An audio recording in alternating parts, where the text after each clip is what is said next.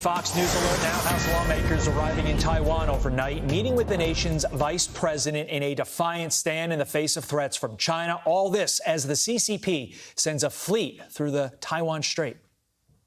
But we're not going to let this intimidation, get to us. We all receive sort of threatening texts. There was talk about a Chinese escorting in the air, but that's just really intimidation, saber rattling. I think the meetings we're going to have here are going to be very important in terms of, the next leadership. Meet with President Tsai, talk about weapon systems that I sign off on going into Taiwan, to harden Taiwan. And are they prepared? Do we have enough deterrence to stop, aggression coming from Communist China? Joining me now, survivors of Communist China's Cultural Revolution, Xi Van Fleet and Mike Zhao, and also Hung Cao, a refugee from Vietnam. Thanks to all three of you for being here. Mike McCall, who you saw a picture there, went on to say the following, and let me read it, his exact quote. "I do know that there are 3 aircraft carriers surrounding the island, meaning Taiwan right now, and we know that they have certain plans, whether they carry those off or not." Aisha Hosni, our own reporter on the scene, asking what are those plans. Mike McCall saying, "I can't disclose that, but it would be very unfortunate if the Chinese Communist Party carried those plans out." Hung, we'll begin with you. What's your reaction to that kind of a threat? I'm glad Mike McCall's over there, and it's just like us exercising the freedom of navigation in the South China Sea. No one can tell us who we can be friends with, right? I mean, that's like an abusive relationship right there. Mike, how concerned are you for our lawmakers who have ventured into Taiwan for this historic meeting with the vice president, later meeting with the president in a couple of days, and then China responding like this?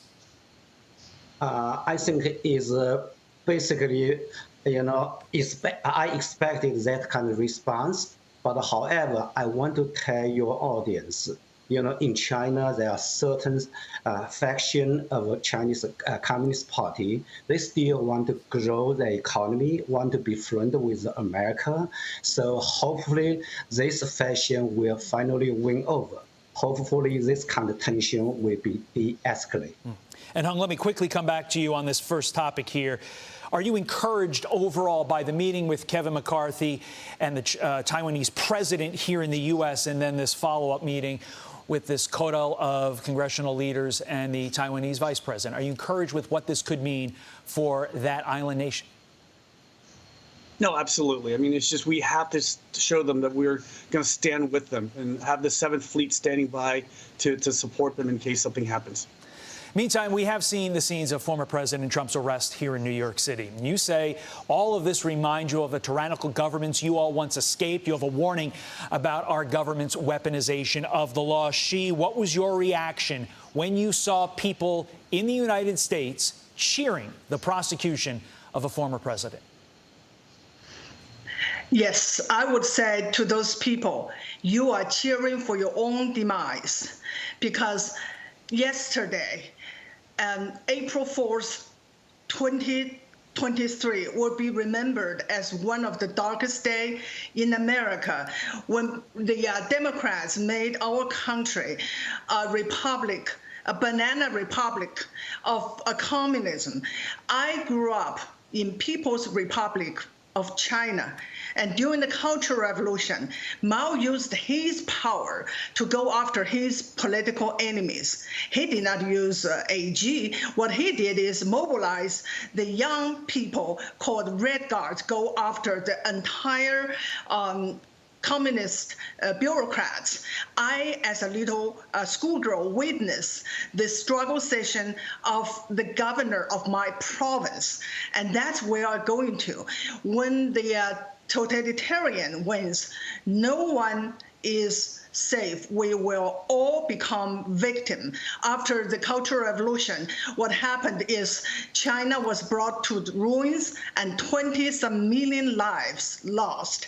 American people need to learn the history of the communism and see that it is repeating right here in America. Mike, as someone who has seen the evils of communism firsthand, how dangerous a path are we headed down right now?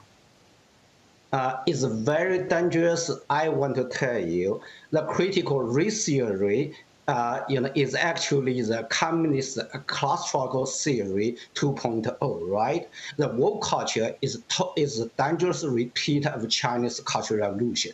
If we don't stop that, America would be downgraded to a nation just like a cultural revolution. We'll have a racial struggle between the different racial groups. We're going to destroy our economy. We're going to also lose our technology leadership in the world, our national security, because the racial equity will prevail. Meritocracy will be destroyed.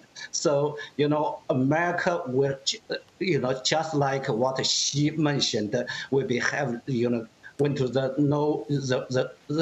destination no return. That will be very dangerous. There are two other real big issues that stand out to me. The first one is China's gloating about this. South China Morning Post op-ed declaring, quote, Trump's indictment is a poor advertisement for U.S. democracy, adding that the Chinese are chuckling. They're going to use this as we try to promote democracy throughout the nation, throughout the world, especially in Taiwan. That is a concerning aspect of our strength on the world stage. But Hung, you've heard Donald Trump say over and over again, they're not coming after me, they're coming after all of you.